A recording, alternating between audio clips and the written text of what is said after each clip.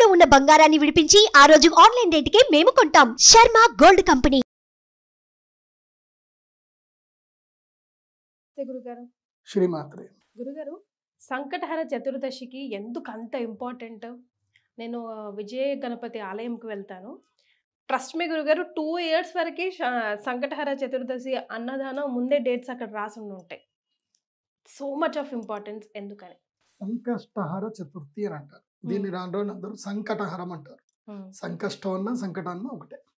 సంకష్టహర చతుర్థి అంటే మన జీవితంలో వచ్చేటువంటి కష్టాలన్నింటినీ కూడా హరించేటువంటి శ్రీ మహాగణాధిపతి యొక్క మహాశక్తి ఉపాసన అని అంటారు.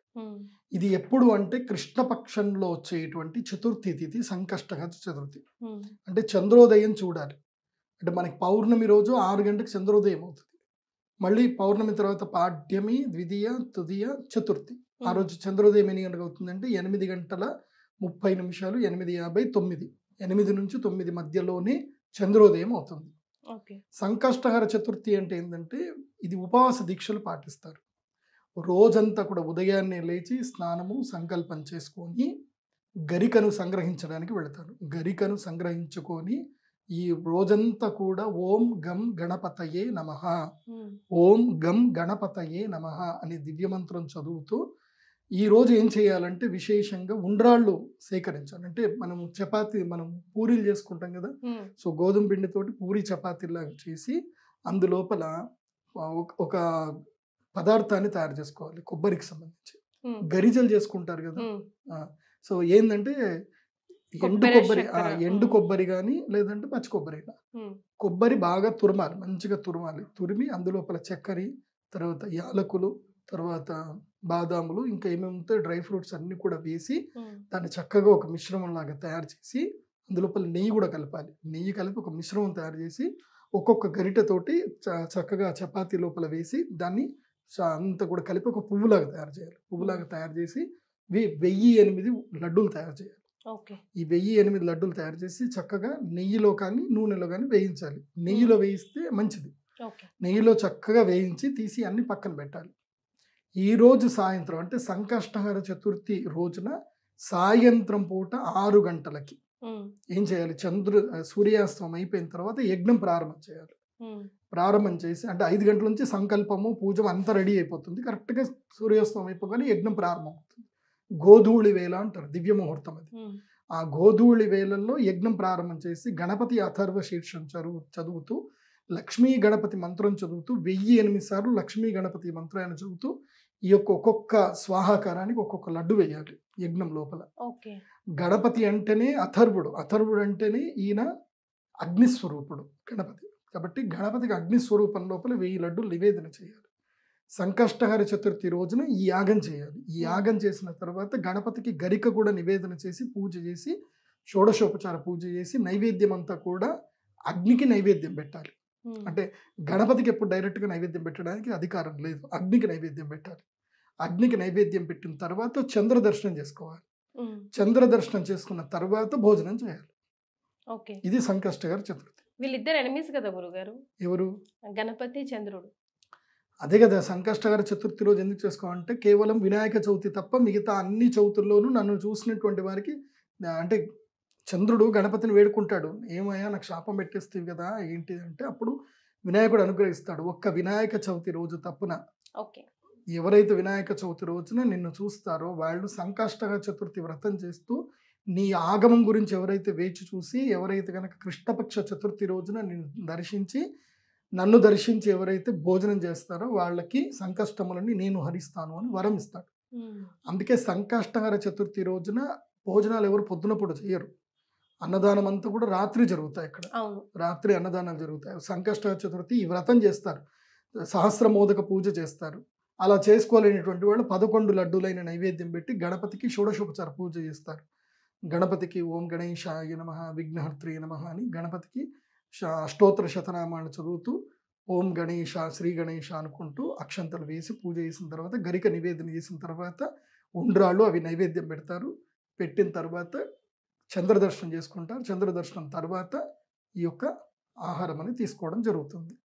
ఇది సంకష్టహర చతుర్థి వ్రతం. అయితే చాలా మంది ఈ వ్రతం చేస్తారు కానీ గణపతిని ఎవరు దగ్గర పెట్టుకోరు. గణపతి ప్రవాళ ప్రియుడు, అంటే ప్రవాళం పగడములో గణపతి ఉంటాడు. పగడములో గణపతి సన్నిధానం ఉంటుంది, శక్తి ఉంటుంది. పగడముతో చేసినటువంటి శ్వేత ప్రవాళము లేదా ప్రవాళం, అంటే ప్రవాళం అంటే ఏంటి అంటే ఎరుపు వర్ణం. ఎరుపు వర్ణం, ఆ ఆరెంజ్ కలర్ ఎరుపు వర్ణంలో ఉండేటువంటి గణపతిని మెడలో ధరించాలి. అందరికీ పడుతుంది. తెలుపు వర్ణంలో అయినా వేసుకోవాలి, ఎరుపు వర్ణం అయినా వేసుకోవాలి. తెలుపు వర్ణంలో వేసుకున్న గణపతి వల్ల విఘ్నాలన్నీ కూడా తొలగిపోతాయి, విద్యా జ్ఞానం కలుగుతుంది. ఎరుపు గణపతి వేసుకోవడం వల్ల విఘ్నాలు తొలగిపోతాయి, వివాహం జరుగుతుంది, అదేవిధంగా అభిష్ట సిద్ధి కూడా కలుగుతుంది.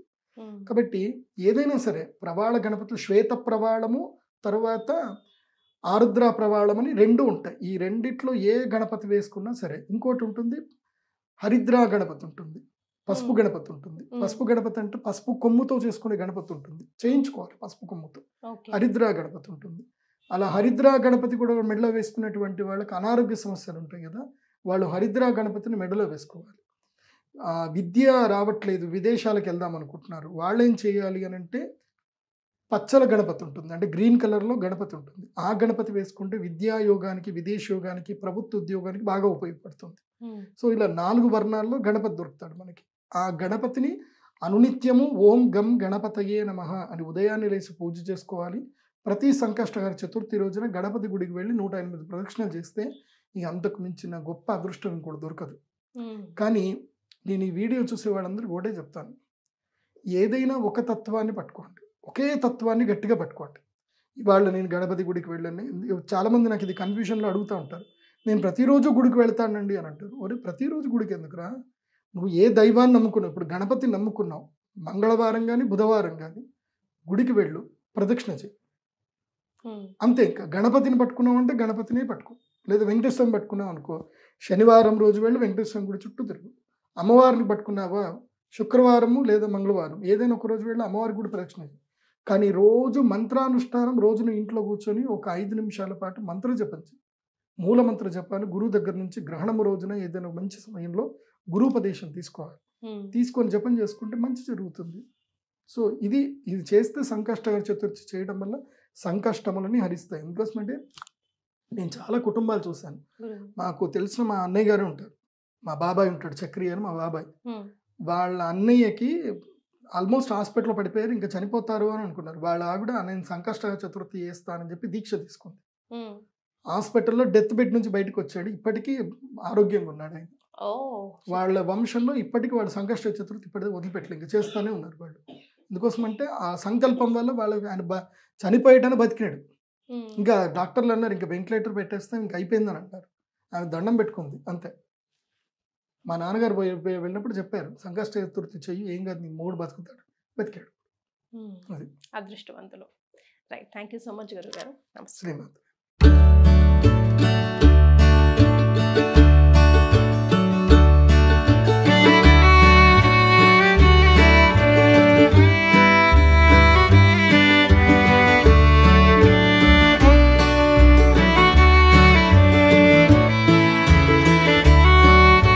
సుమన్ టీవీలో మీ పర్సనల్ అండ్ బిజినెస్ ప్రమోషన్స్ కోసం కింది నెంబర్కి కాంటాక్ట్ చేయండి.